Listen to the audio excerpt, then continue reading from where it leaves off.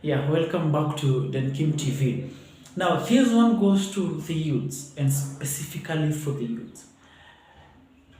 It has come to my attention that most of us don't really understand what we talk about when we talk about a general election. We are heading to the ninth. We are less than 50 days towards the general elections 2022. And I don't understand, I don't know if the youths really know what is at stake for us as the young people. Because when you talk about shooting in the fuel price, when you talk about shooting in the prices of foods, we are suffering. We are the ones that are carrying the big burden of that. But the problem with us is we don't really know what we want. We don't really understand what we talk about when we speak about politics and election of leaders. Now, the problem with us is we are becoming diehards of politicians. If somebody is a law, they support Raila Odinga, regardless of everything, regardless of even if he's not saying something sensible, because he is from my tribe, I support him. When people come from the Rift Valley section of this country, they support Bruto, regardless of everything, regardless of the scandals following him, if they are any, I don't know. Others, but I want us to look it from this point of view. Have you sat as a young person and analyzed the politicians in the capacity of leadership?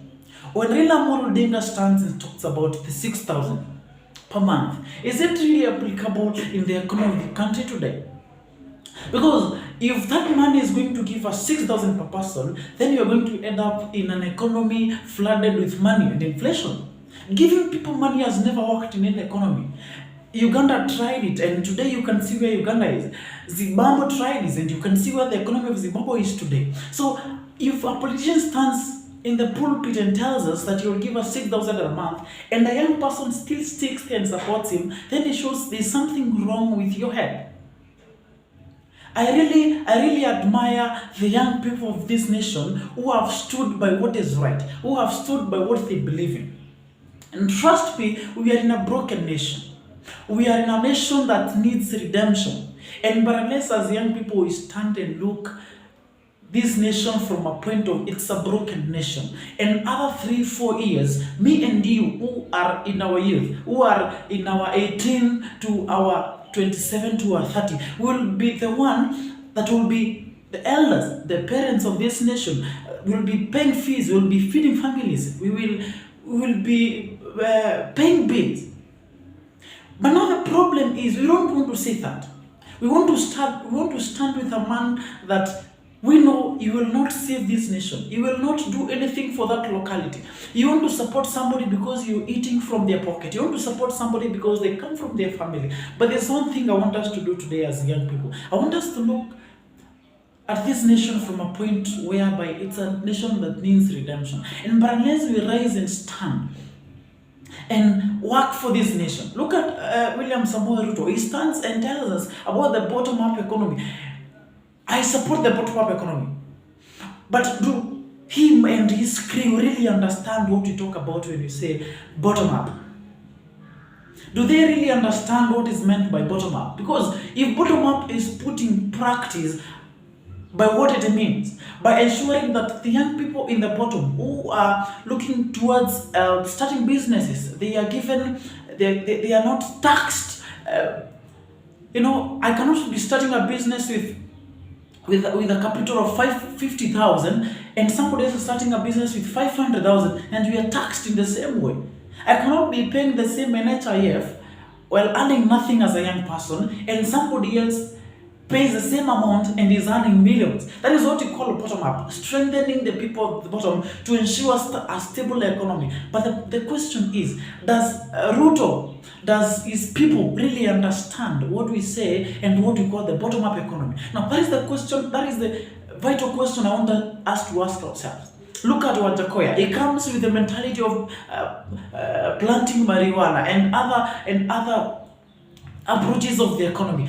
Is that really practical? That is a question I want us to ask ourselves. Let us put away the die-hard mentality, because Ruto is Ruto, because my locality is because I come from Mount Kenya and they sing Ruto, because I come from this section of Kenya and they sing Raila. Do I really have to support that? Do I really have to vote for him because simply comes from my tribe? Do I really have to vote for him because my parents are voting for him? Do I really have to vote for him because of reasons known to my locality? Or do I have to stand, criticize, analyze, and stand for what I know is right for this nation?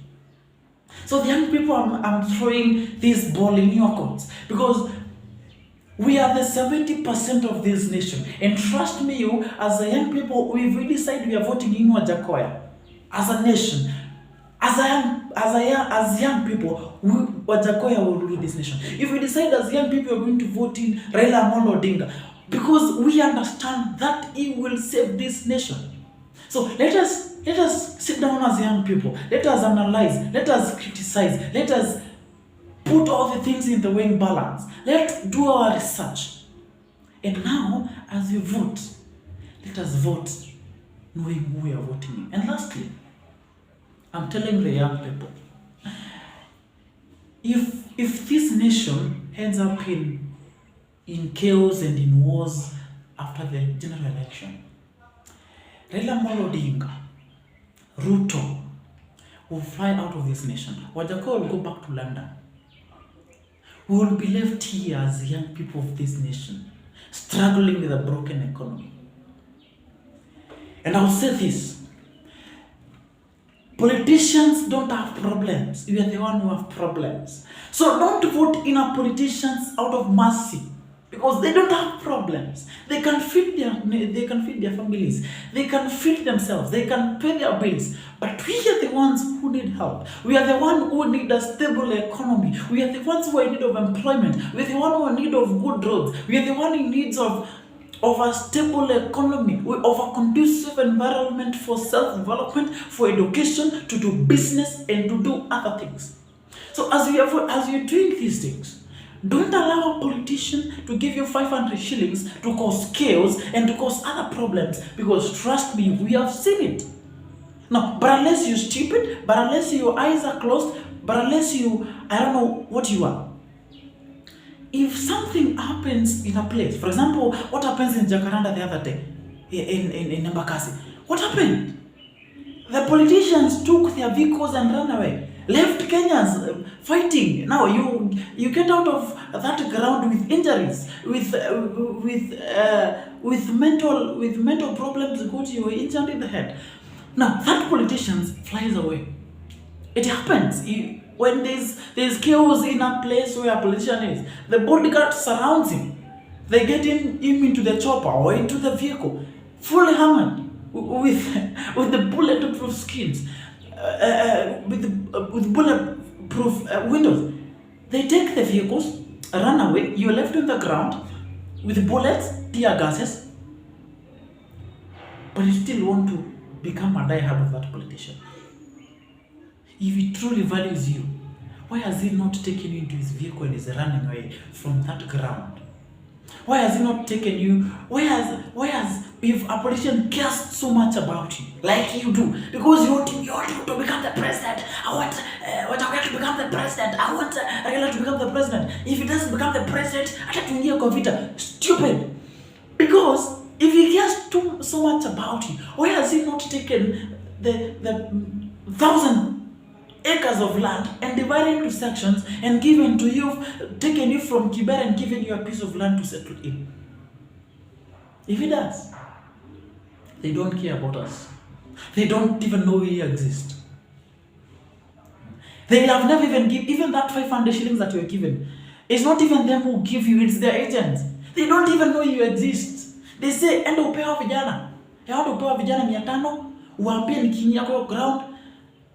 Stupid.